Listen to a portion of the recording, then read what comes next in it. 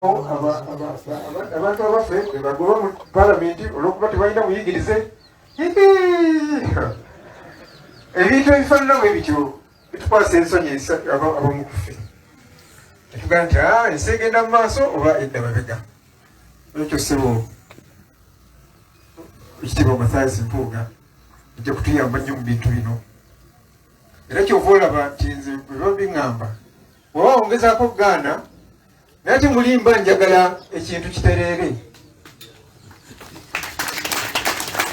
era amangu ddala nga kiteredde awo nga mbita.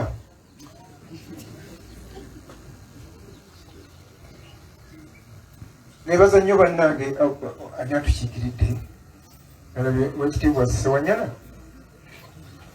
fe abasomera ebyo Bishop Ddungu tuyita tutya Bishop Ddungu Gardens nange bampereza obubaka bw'amaanyi n'abatakansi abanteekako olw'empaka nga tebanneebuuzizzaako ku bukulembeze obwo. Neneebaza n'aba Rotary International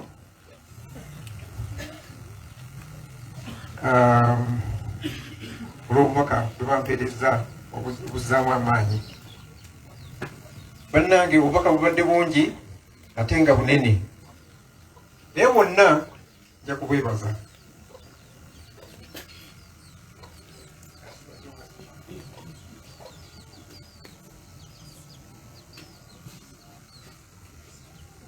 Nange nti gw'omwana wange omwana ono yazaalibwa 16 April 1964 namuzaala ndi ddala, era kumpi tukulidde wamu kyabadde mutwala nga mwanyi ebirala Katikkiro ndibikubuulira.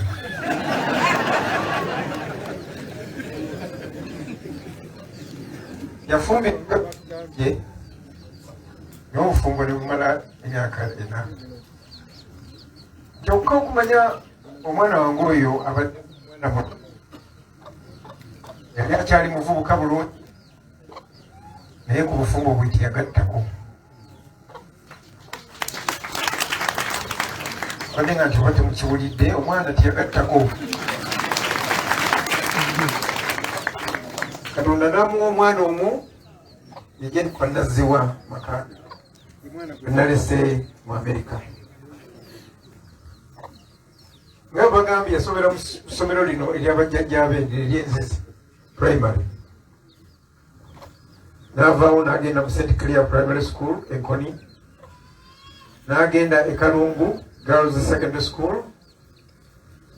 Lino lyatendekanga nnyo ebintu ebyenjawulo. Bwe yavaawo n'agenda mu St. Teresa Secondary School Rwanda,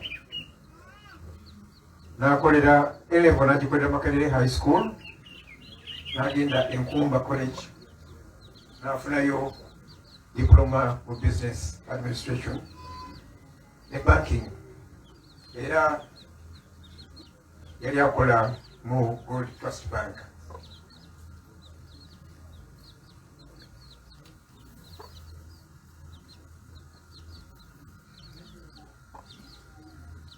Kakati muzzukulu wange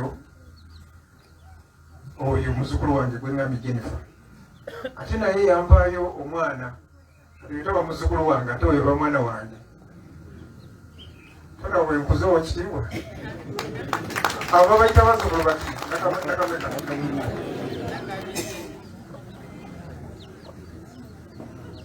Kale nebaza Mukama Katonda mpadde amaanyi okuyimirira mu maaso gammwe nenjogera ku mwana wange, era nsaba Mukama Katonda omwana wange Namakula, mwana wange Namakula,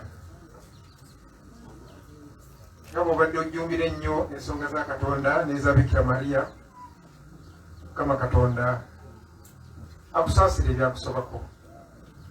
Bw'aba akulamula akulamuza ekisa. Mumaafe Ssaabasajja Kabaka bw'atusinze ennyo, twakuumye bubi.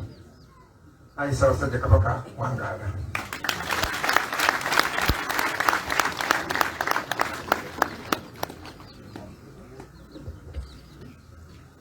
Oweekitiibwa Kyagulanyi yangu tusaasireko.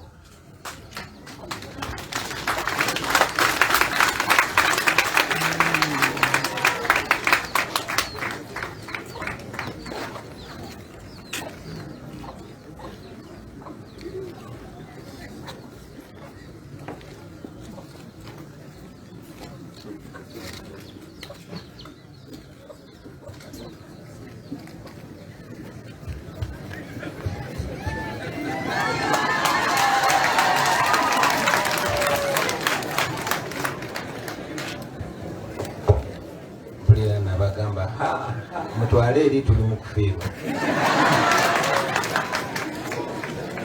Mukadde waffe ow'ekitiibwa ennyo Katikkiro wa Buganda ate mukoddomi wange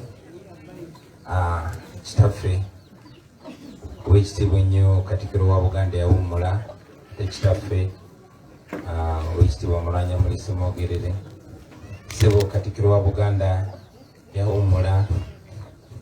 Abakulembeze baffe mwenna mu ddiini ssebo leader of opposition meya w'e Masaka Honorable Zaake ab'ebitiibwa mwenna mu nnono mu ddiini n'ebyobufuzi bakungubazi bannaffe mwenna kitalo nnyo kitalo ddala. Ku mikolo nno guno singa gibadde gya bulijjo oba oliawo sandigidde ddala kubanga mbadde kikeerezi, naye engeri yeri nti okutuukira ddala engeri yokka gye tusobola okulaga okusaasira kwaffe eri kitaffe newankubadde mbadde leeti ngambe waakiri kanyambale galubindi nnyingire nga tebandaba.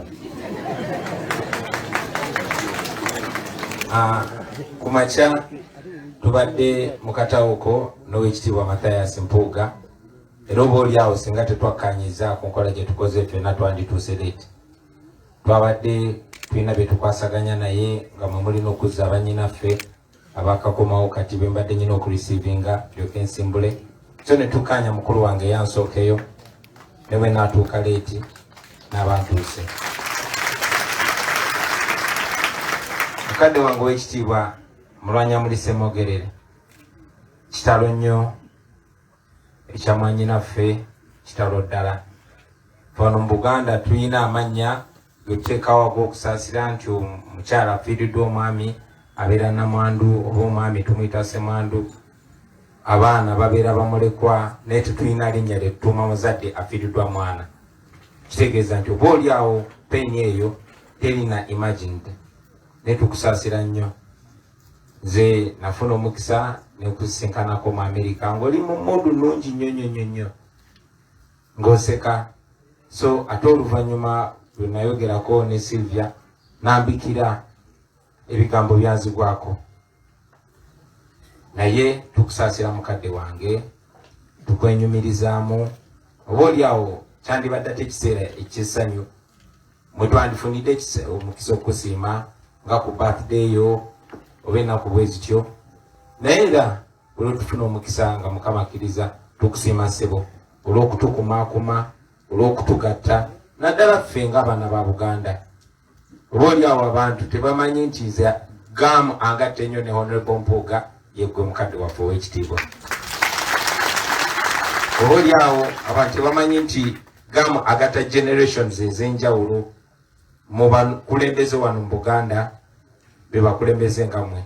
Ssebo tukwenyumirizaamu era nja kusaba ne bakadde baffe mwenna mutugatte kubanga historically wano mu Buganda abadde nga bavaawo abakulembeze naye nga tetwekuza ffeka nga mmwe mutukuza bassebo ne bannyabo.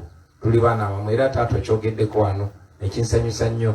Munange tulinamu abantu ab'ensa naye twetaaga guidance eri bakadde baffe, twetaaga guidance eri abo betuwa ebitiibwa.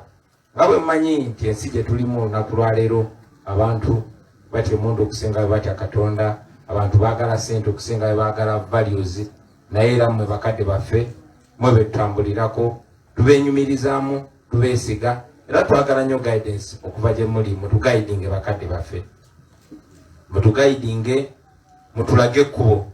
Tuli bavubuka bato, tulina amaanyi mangi n'obusungu tulina bungi.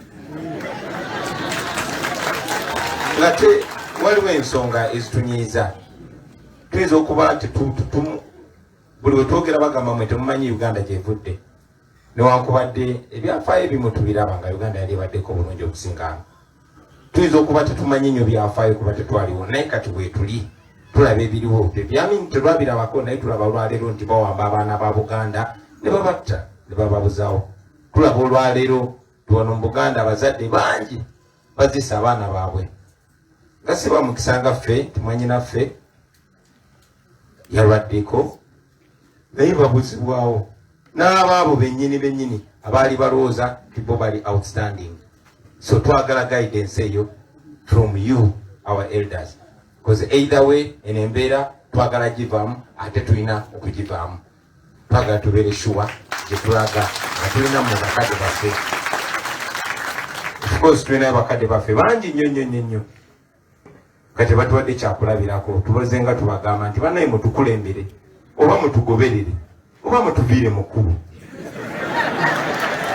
naye tukwebaza taata olw'okutugayidinga olw'okutukuumanga tukwenyumirizaamu ssebo tukusaasira omukama akugumye omukama agumye famire mukadde waffe Katikkiro tukwebaza emirimu tukwagaliza obuweereza obulungi ne Ssaabasajja Kabaka amutukizeeko okusaba kwaffe n'okwagala kwaffe tumusabira tumwenyumirizaamu tumwagala era tukkiriza nti mukama yamutuwanga kirabo era ajja kuwangala nga mukama akkiriza mwebale nnyo okumpuliriza basebo ne bannyabo omwoyo gw'omugenzi omukama gumuze emirembe tweyanzizza nnyo tweyage kakati speech esembayo ya mukadde waffe Katikkiro era sebo ojja kusaba ojje otuwe speech yo webale nnyo sebo.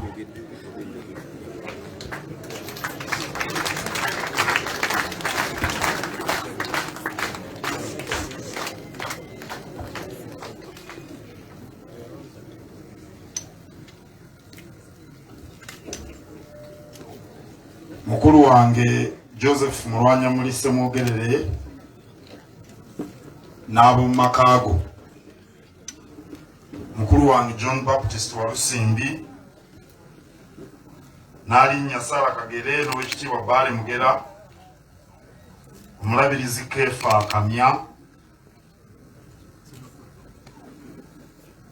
Kamya Semakula wa Lugave, Father Joseph Sebadduka bwana mukulu n'abasodoti bonna abali awo, Sebo Honorable Kyagulanyi, mukyala wange mwannyina wuuno, era mulaba enkoko zemuwa bwe zimunyiriza. Sebo kojjange akulira oludda olwabula gavumenti Mapaasi Mpuuga n'ababaka ba Parliament, Oweekitiibwa Jude Muleke Pookino n'abaami ba Kabaka bonna, waliwo ne baminisita bangi abakabaka abaawummula,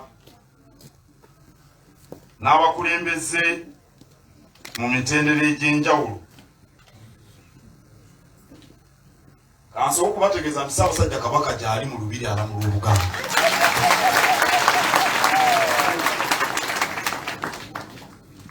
Era Ssaabasajja obubaka bwe yabutisse n'alinnya Kagere, gwenja okusaba batuuseeko nga nze maze okwogera ebyange. Sebo Oweekitiibwa Mulwanya Muli tukusaasira nnyo n'ab'omu makaago olw'okufiirwa kuno. Ng'omwana omukulu ate omuwala ateekwa okuba abadde akola kinene okukumaakuma banne, era nga bwe butugambye n'okubalaga ekituufu. Abaana abawala batera okuba n'enjawulo ku balenzi, oba abalenzi baba mu byabufuzi, oba baba banoonya ssente, oba baba basaggula makubo, naye abawala bamanyi nnyo okukumaakuma bannaabwe. Era bagamba nti oli bw'asooka okuzaala omwana omuwala n'emikisa gimugenderako, era bw'otunula ekiri wano kyeyogerera kyokka. ne byonna bye batubuulidde. Era tumwebaza okukola omulimu kitaawe gwatubuulidde ogw'okubeera komanda. Era amaka gonna mwetaagamu omwana ategeera bakadde be ate ategeera ne banne. Amaka mangi gatobaamu omwana ategeera bakadde be ne banne tigatera kutereera. Era ekyo nakyo kizibu kyamaanyi nnyo mu nsangi zino. Maka mangi osanga nga buli mwana akola bibye. Kale omwana ow'engeri ng'ono bw'avaawo libadde buddene. Naye Oweekitiibwa Mulwanyammuli tujja kweraliikirira nnyo. Owagunjulira ono ate olwo banne temuubulemu mulala asobola okukola Namakula by'abadde akola. Kusaasira nnyo ssebo ate naddala ngeri ey'amangu Namakula gye yafuddemu. Ogambye naawe osaba ofe mangu mu mirembe. Naye ate omuntu afa amangu aleeta ekikangabwa kinene nnyo. Oluusi abantu bwe bajjanjabako omuntu babanga abateekeddwa nga bamanye ekiddirira. Naye n'eky'obutabonyaabonya bwannayo kiriko obulungi bwakyo. N'oyo buteebonyaabonya. Naye tukusaasidde okuba nti omwana yafa ng'oli ku mawanga. Teri kintu kizibu kutambula lugendo luwanvu olwenkanidde awo ng'okomawo okuziika mwana wo.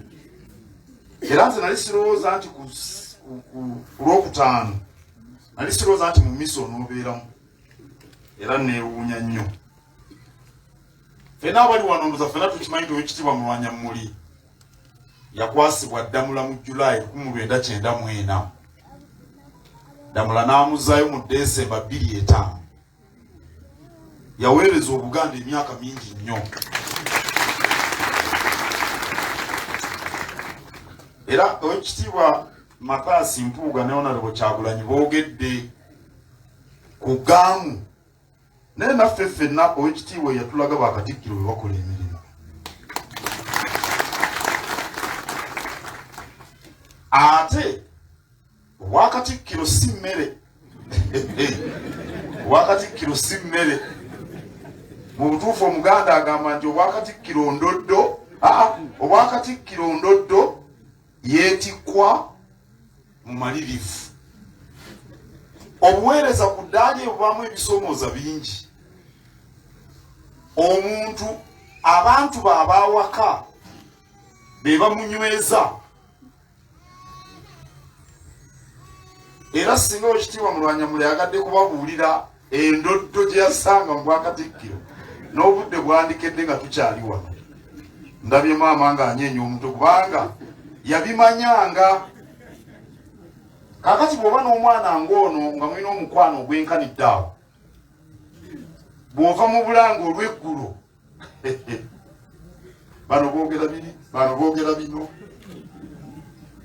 Omwana ng'oyo yakunyweza n'akuwa essanyu bwe kiri. Ate tukimanyi nti abadde mukwano gwo nnyo, kumpi nfa nfe. Naye engeri gye wamuzaala ng'okyali gundi. Kale ndowooza akuyambye okuvuunuka obusozi n'emigga bingi. Naye wadde ennaku weeri, naye ate ekyo gwe mukululo gwe we twebaliza Katonda. Ate kati mu kiseera kino mu myaka gy'olimu tuyinza n'okugiyita egy'okuwummula ng'olina omwana nga Namakula ate naye ng'akuzeemukko. Omugaso gwe gwandibadde gw'amaanyi gy'oli. Kubanga n'emyaka gya Namakula gy'egyo gye bayita egy'amakungula.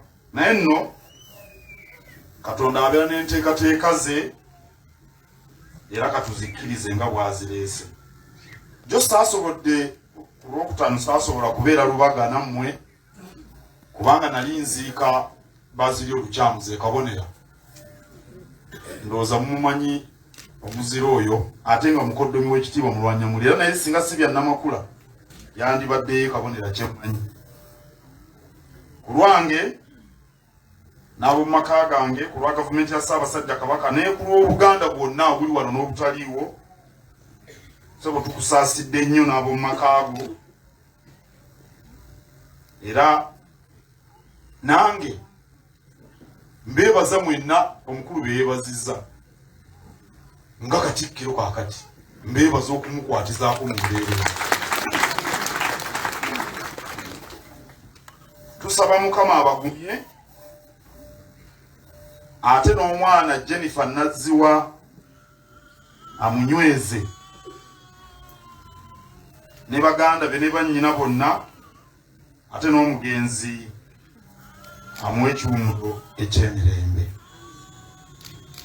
Nga bwe nabategeezeza Ssaabasajja Kabaka yatisse n'alinnya Kagere obubaka obw'ekitiibwa Mulise Mwogere n'ab'omu maka ge, era ssebo n'alinnya kusaba ojje otuuse obubaka bw'Omuteregga. Ssaabasajja Kabaka awangaale.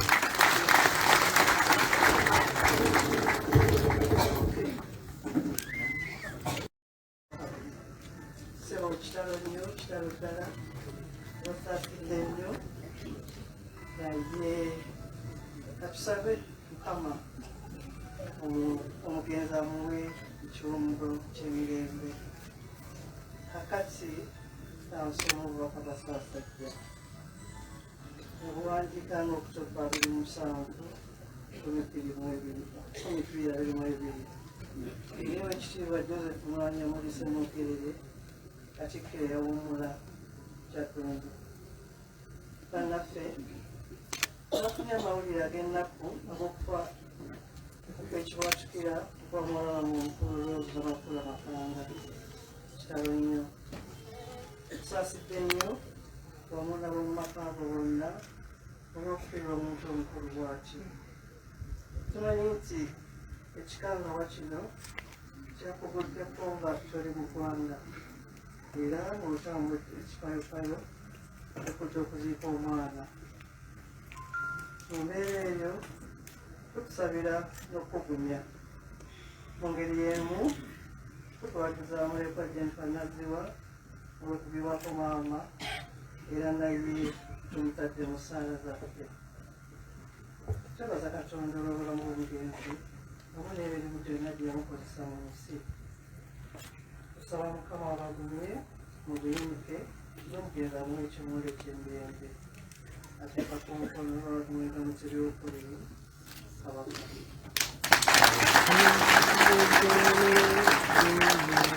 Tuyimirire bakulu. Okuva eddala eryonna eggwanga Buganda lyamanyibwa nnyo eggwanga lyaffe okwetooloola ensi yonna. Twesimye nnyo, twesimye nnyo olwa Buganda yaffe. Ekitiibwa kya Buganda kyava dda, naffe tukikuumenga. Nzenna emmanja ne sitenga Ssaabasajja Kabaka asaanira fuga Obuganda bwonna, naffe nga tumwesiga. Twesimye nnyo, twesimye nnyo olwa Buganda yaffe. Ekitiibwa kya Buganda kyava dda, naffe tukikuumenga. Oh, Uganda, may God uphold thee with our future in thy hand. United, free for liberty, together we'll always stand. Tugenda kusala ezuulekera omugenzi kwayo oluyimba lyo lwabaweereddwa nga tutambula okugenda kukijja. Tusaba omusalaba gye atukwate.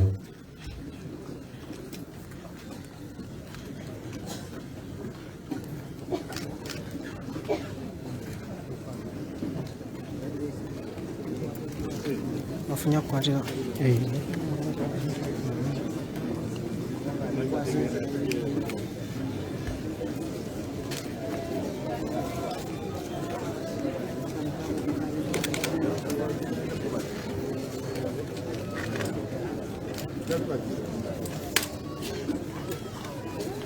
tugenda okutandika essaala wano tukatera nga tuvudde eri emagombe famire beegayiridde tumugenda baba bategekedde. Managing Director of Growth Rain, Frank Mugabe, bali kuba naffe.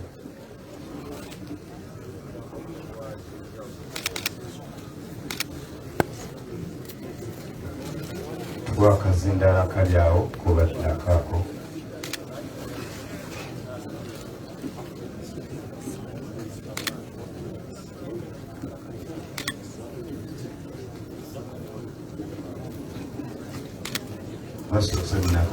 Akazindala kukatule.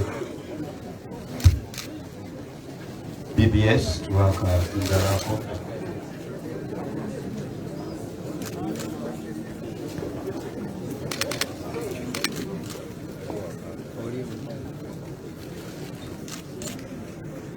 Tusaba omusalaba ayingireko bali.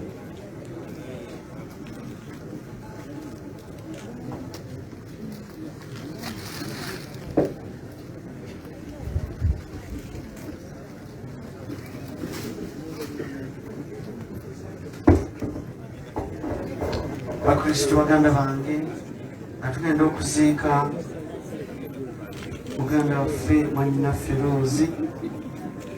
Twegayire Katonda waffe omubiri gwa muganda waffe guno gwe tugenda okuziika nga tegukyalimu kantu, aguzuukizanga nga gw'amaanyi ng'era ogw'abatuukirivu, ate omwoyo gwe agugatte mangu kujja baba abatuukirivu ng'amulamula abe wa kisa. Ng'okufa bwe kuwedde n'ebibi abimumamuleko, atabagane ne pantry gwe musumba omulungi yamuwembejja, ng'agenderamu abo abali ne kabaka taggwaawo, abeera mu ssanyu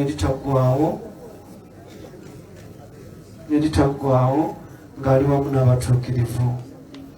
Ayi Mukama Katonda waffe, yaniriza omugenzi ono Rose anti waliwo omusaayi gw'okubeera ye.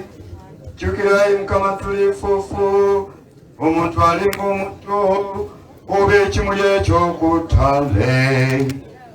Ayi Mukama tuwulire,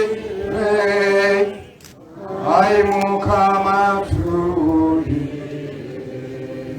Ayi Mukama ebyange binkanga neswala mu maaso go, naye gw'oli wa kisa. Ayi Mukama tuwulire, ayi Mukama tuwulire. Zikiriza ng'omununuzi wali, ate kunakola oluvannyuma ndizuukirwa. Nze nnyini nzendera bakatonda omulokozi. Alleluya, amina. Alleluya, amina. Nze nnyini nze ndimulaba n'amaaso gange, kino kye nsubira lino ly'essuubi lyange. Alleluya, amina. Alleluya, amina. Aimuka nyampunyo okulaga mu magombe gwamenya n'enzigi z'ekikomo gwe yatuuka ku magombe n'obawa ekitangaala aba baali mu nzikiriza. Ai Mukama tuwulire, ai Mukama tuwulire, ai Mukama bawe ekyumula ekitaggwaawo n'ekitangaala eky'olubeerera kibakirwe.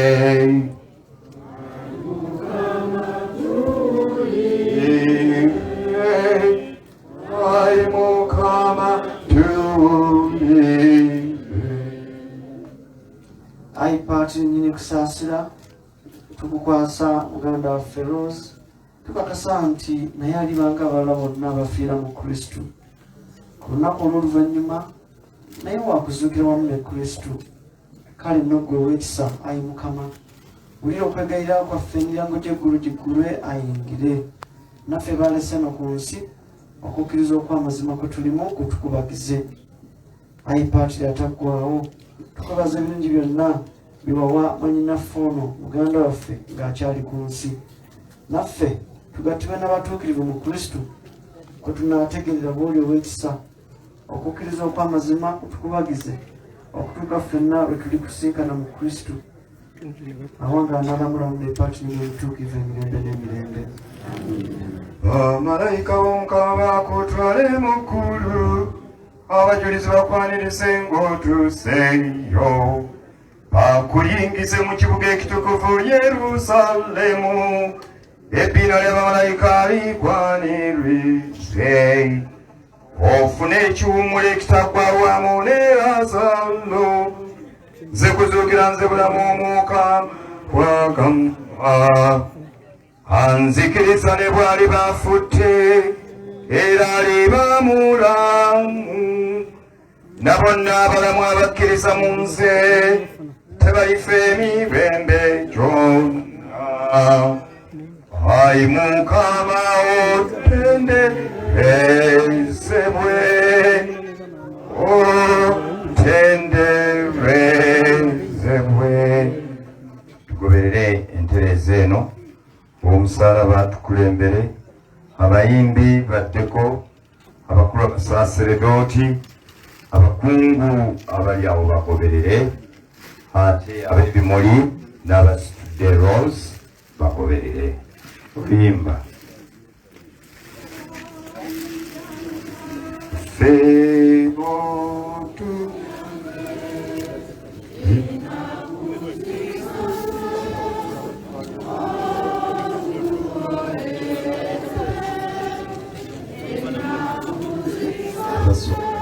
kireke ebimuli bino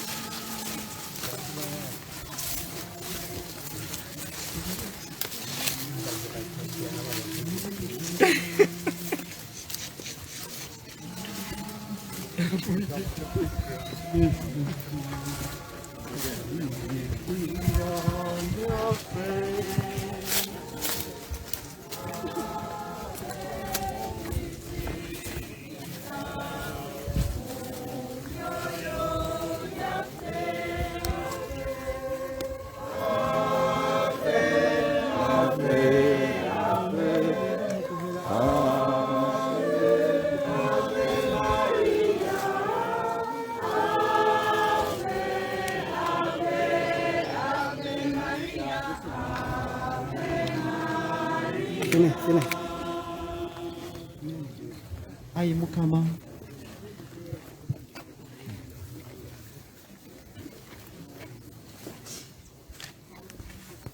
Ayi Mukama Yesu Kristu gwe yamala mu ntaana ennaku essatu n'otukuza bw'oti entaana z'abakukkiriza zonna gy'emibiri nga giziikibwa essuubi ery'okuzuukira lyeyongera. Tukwegayiridde omuweerezaawo entaana eno agiwummule mu ddembe okutuuka lw'oli mujjuza ekitangaala ng'omuzuukiza gw'abeera okuzuukira abeera obulamu. Mu kitangaala ky'amaaso go mw'abaalabira ekitangaala gw'awangala n'olamula emirembe n'emirembe. Tuyimba essuubi ery'okuzuukira nga tuteekayo Rose. Hallelujah, hallelujah, hallelujah. Omukama Katonda wa Isirayiri atenderezebwe, kubanga alambudde eggwanga lye nalinunula. Asitudde amanya obulamu mu nnyumba ya Dawudi omuweereza we. Hallelujah, hallelujah, hallelujah. Nga bwe yayogera Mukama k'abatuukirivu beeranza abaaliwo mu mirembe egy'edda, nti kutuwonya abalabe baffe n'emikono gya bonna abatukyawa. Hallelujah, hallelujah, hallelujah. Ajja kusaasira bajjajjaffe, ajjukire n'endagaano y'entukuvu, okulayira kwe yalayira mu Ibulayimu jjajjaffe, ng'ajja kututuukiriza mu mirembe gyaffe. Hallelujah, hallelujah, hallelujah. Nga tumaze okunyezebwa mu mikono gy'abalabe baffe, tuweereza engero mubutuukirivu ne mu bwenkanya mu maaso ge ennaku zonna. Alleluya, alleluya, alleluya. Nawo omwana oyitibwa mulanzi w'oli ali waggulu ddala, kubanga olikulembera mu maaso g'Omukama okumutegekera amakubo ge. N'abantu bategeeza obulokofu basonyiyibwe ebibi byabwe. Alleluya, alleluya,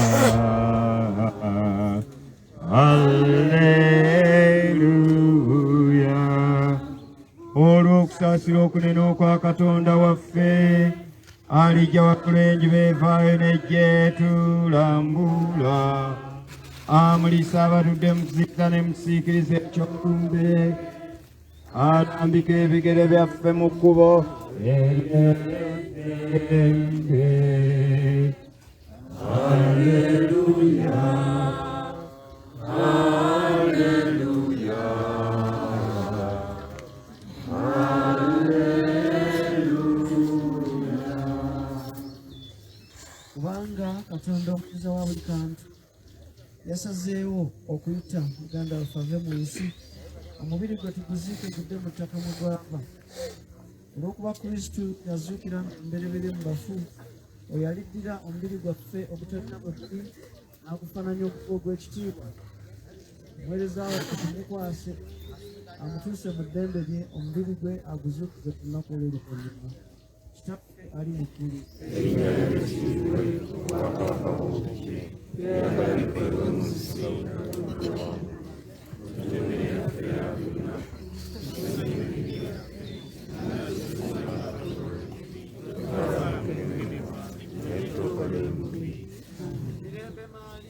ojjudde enneema, Omukama ali naawe, waweebwa omukisa mu bakazi bonna, n'ezo omwana w'engalala.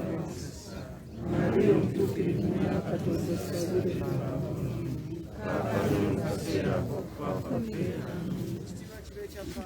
n'ekyamwana n'ekyamwoyo omutuukirivu nga bwe kyali olubeerera emirembe n'emirembe. Omuwe ekimuli ekitagwawo n'ekitangaala eky'olubeerera, kimuwaakire atebenkere emirembe.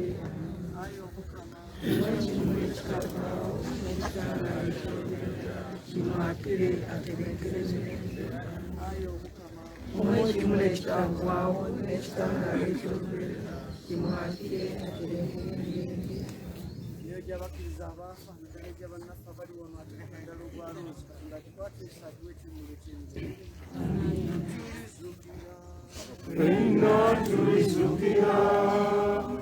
Tulizukira ffe mu kitiibwa kya Yesu olw'oluvannyuma. Tulizukira ffenna, tulizukira ffe mu kitiibwa kya Yesu olw'oluvannyuma.